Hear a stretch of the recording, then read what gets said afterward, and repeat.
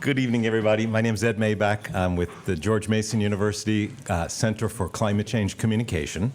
And the good news that I have is that we released a poll today, our latest Climate Change in the American Mind survey report, and it confirmed my instinct. My instinct is that the election that we have just survived was not an election about climate change. It was an election about change, but it had nothing to do with climate change. There is strong, incredibly strong public support for climate action. In this report that we released today, only brought one copy tonight, happy to leave it behind. We found that 7 out of 10 Americans support the U.S. staying in and meeting our obligations in the Paris COP21 agreement, that 2 out of 3 Americans would say that we should be doing that regardless of what other countries do. It's the upside of American exceptionalism. This is something we should be doing.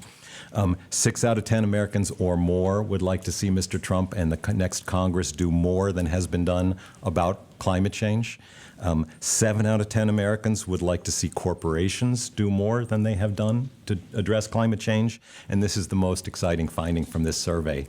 8 out of 10 Americans say we explained in very simple, clear terms that governments have 2 basic options for reducing global warming pollution. They can either regulate it or they can tax it. And we ask our respondents, which of those 2, if any, would you prefer to see our country do? 8 out of 10 Americans say they would like to see one or the other. 5 out of 10 Americans say they would like to see our nation do both.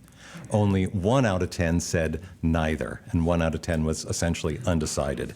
So really strong public support for climate action. That's waiting to be tapped.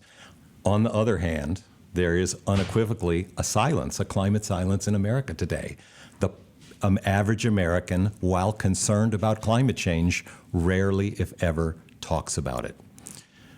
And the reason they don't talk about it is because they think they are in the minority. They think that either raving lunatics, frankly, on one side of the issue or the other, are the norm, and they, an average concerned American, are an exception in a very small minority.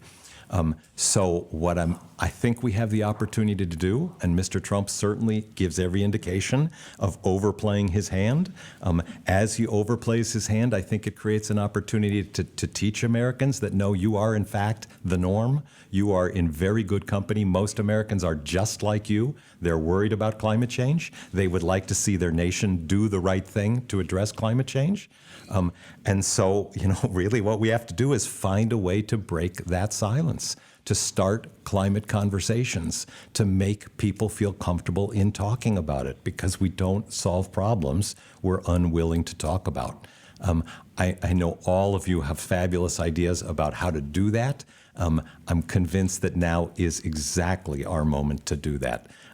We found, not in our most current survey, but in a survey that we released in the spring, we found that essentially 1 out of 3 Americans say that they would be willing to join a campaign to force our government to respond to climate change. 1 out of 3 adults, give or take 90 or 100 million Americans out there.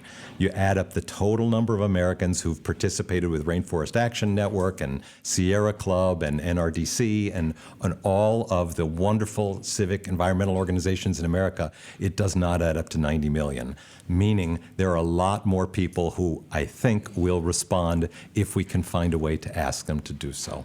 So thank you for your attention.